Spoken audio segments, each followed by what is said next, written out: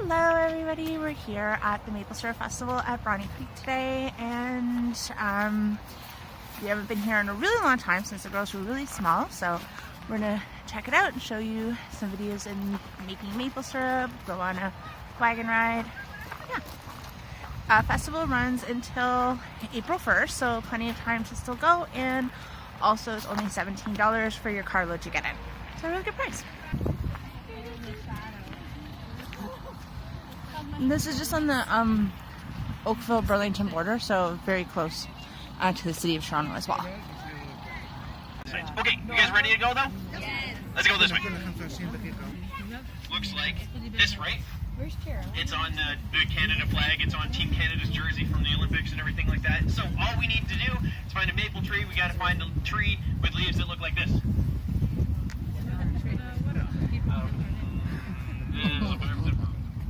This is actually the start of the maple syrup right here, in the leaves on the trees. Okay, trees actually can take the sunlight, they take carbon dioxide, the stuff that we're breathing out, they breathe that in, and the water from the ground, and they make their own food. They make a really, really good pizza. It's a thin crust with a little, they throw it up in the air, and the way that they can use the minerals a little bit, they make sugar.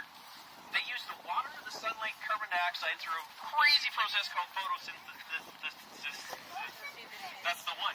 And they make sugar, okay? But that's what they're doing with their leaves. That's what we're interested in. We're interested in some of those tree sugars, okay? That's where maple syrup comes from. So all summer long, they're holding their leaves up, making sugars in their leaves. Now, what happens to the leaves in the fall? Is that why they call it fall? I think so. Okay, so the leaves fall off, and the tree actually takes its sugars that it made, the food that it was producing, and stores it in its trunk and in its roots. Okay, so the trees do very, very little in the winter time. They go dormant. They sway a little bit this way, a little bit that way. But at this time of year, and on a day like today, these trees are trying to wake up. They want to open their leaves up again so they can make more food. But they need food to do that. Where did they put their food? In their roots. So this tree, where I'm standing on its roots, and it's moving its sugars from its roots up to its branches, out to the very, very ends where it's going to open up its leaves again. All the trees that don't have leaves on them right now are doing that today. They're moving those sugars from their roots up to their branches. So we need these trees to go dormant in the wintertime. If they don't go dormant, then we don't get the flow of sap like we're used to, like the sugars that we're used to. So there's only one place in the world that can make maple syrup. Nowhere in any other continent. Just that red area you see right there in North America is the only place that maple syrup can be made. Okay? If you go farther north than that, maple trees can't survive. And if you go further south than that, the trees don't go dormant, so we won't get the flow of sap. Okay? Now there's a black spot right in the middle of that red area. That black spot is actually the top of my hat. If I move around North America, you'll see the dots. I don't move very far, so I'm always right there. But that's where we are right now, right in the middle of the area that can make maple syrup. Standing on a farm that's over 100 years ago old, and we know they made maple syrup here. So that's what we're doing here today. You guys want to see how it's done? Yeah. All right, let's go up the trail.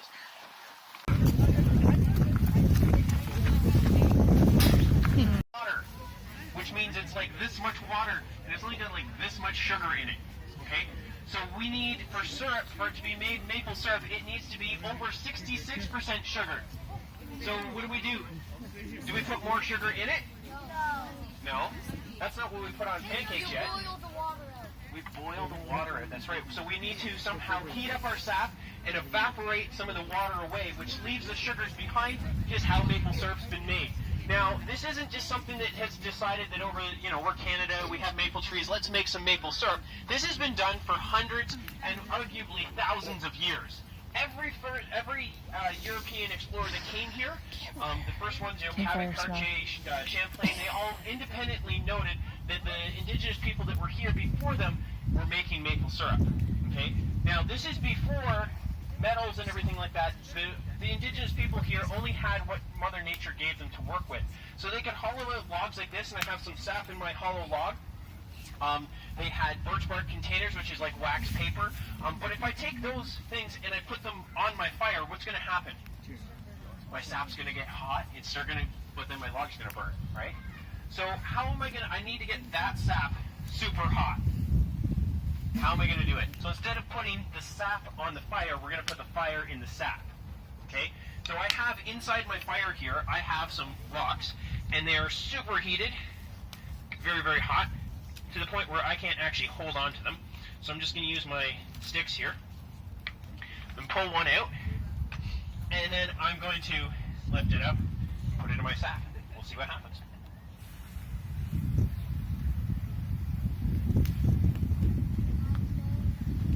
So what's coming off of my sap there?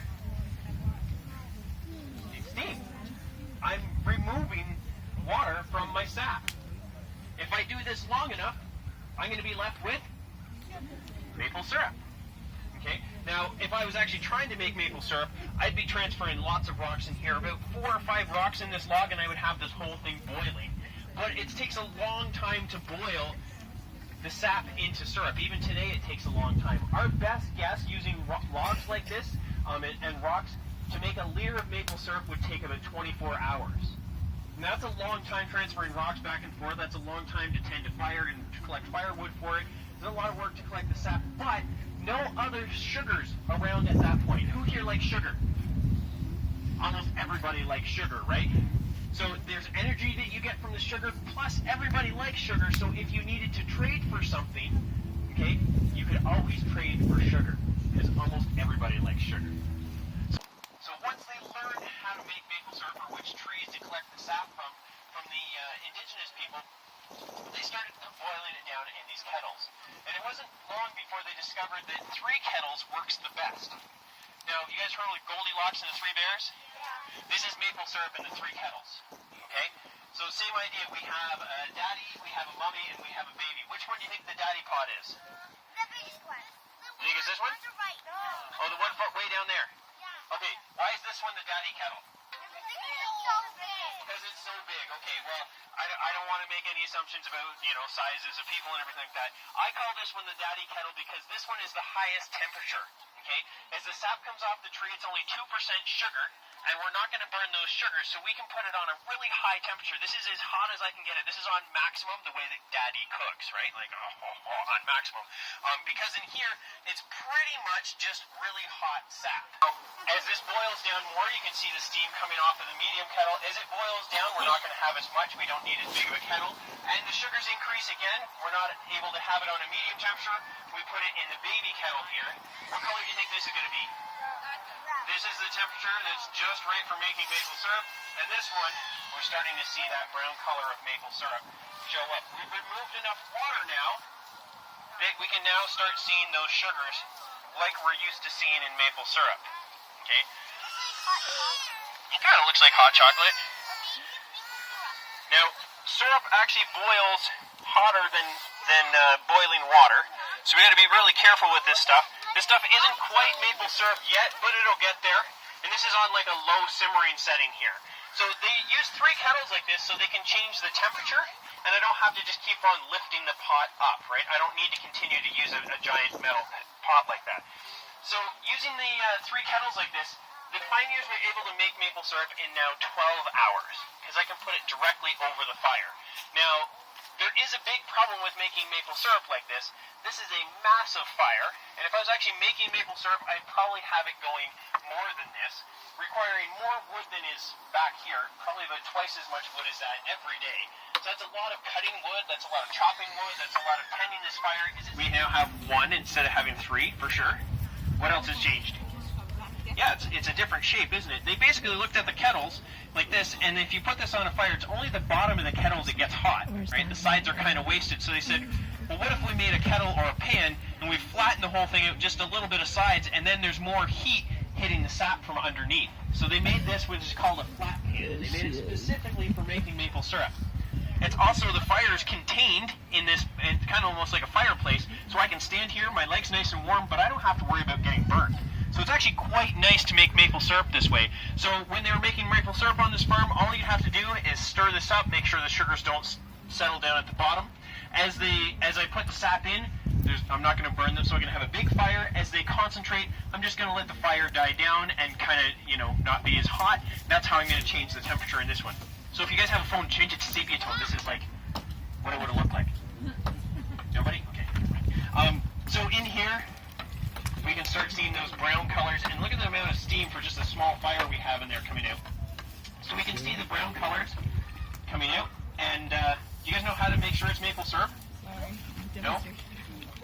Nowadays we can use a refractometer or a hydrometer and a whole bunch of other ometers. But the way they would have told back then is actually look at the drips off the spoon. Okay? Sugar sticks together. So the last couple drips, these ones right here is what you're looking at. So as it kind of gains its mass, these ones are just fall down. Okay? When it's maple syrup, the sugars stick together, and it kind of just dangles there like it. Now, by actually increasing the surface area and putting the fire rate underneath it, this now only takes 6 hours to make maple syrup. So we can make a couple batches per day. This holds the same amount as the big kettle down there as well. So we're making about a liter every 6 hours. Okay, so remember 300 years ago, about 24 hours to make that liter. 200 years ago, 12 hours to make that liter. 100 years ago, 6 hours to make a liter of maple syrup. How long does it take to make a liter of maple syrup today? 1 hour.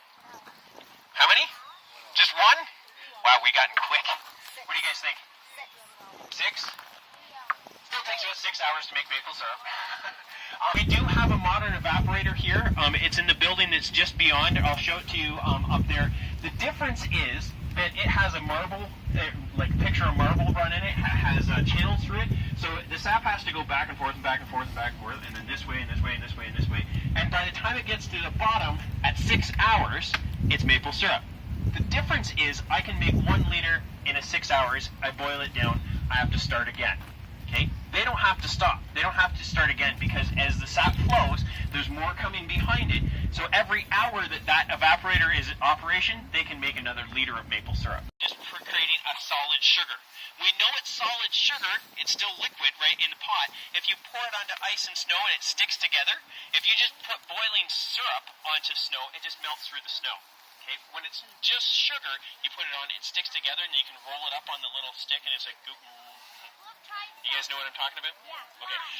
And then once it's that, then you can actually stir it slowly and cool it down, giving the sugars a chance to crystallize, and then you have a solid form of sugar like we're used to. Okay?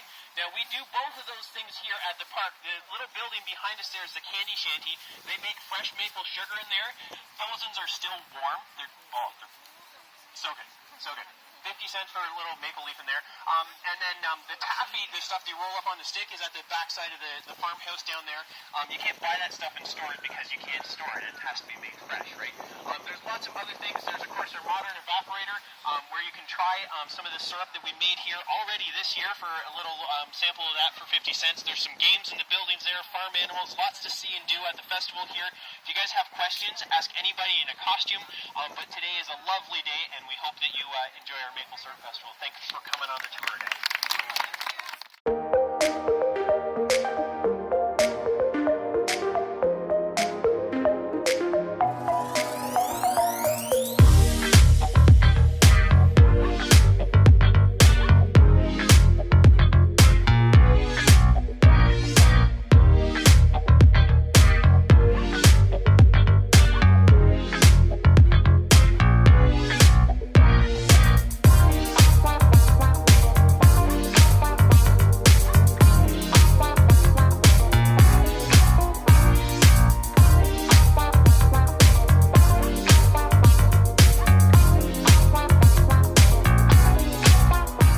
Stopped because we noticed this very strange branch in the tree.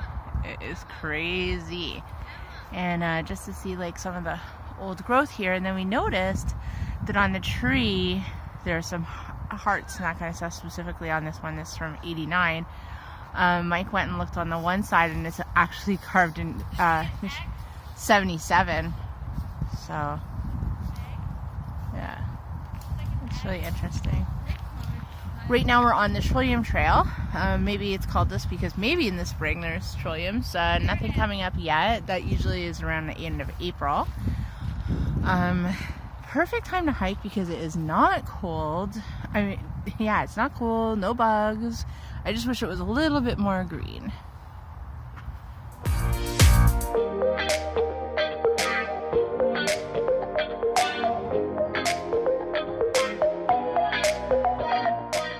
not too far from the wilderness. There's the QEW.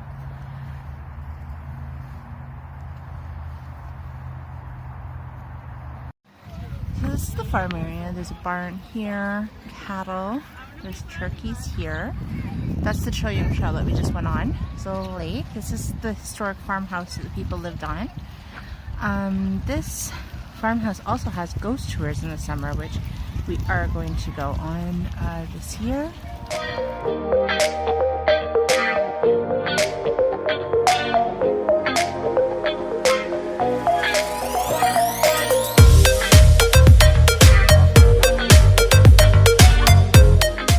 Heading over to the candy shanty to get maybe some little maple treats.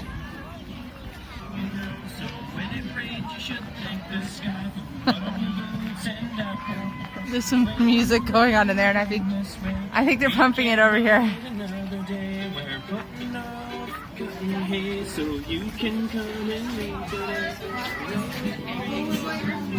Oh my gosh, it smells so good in here.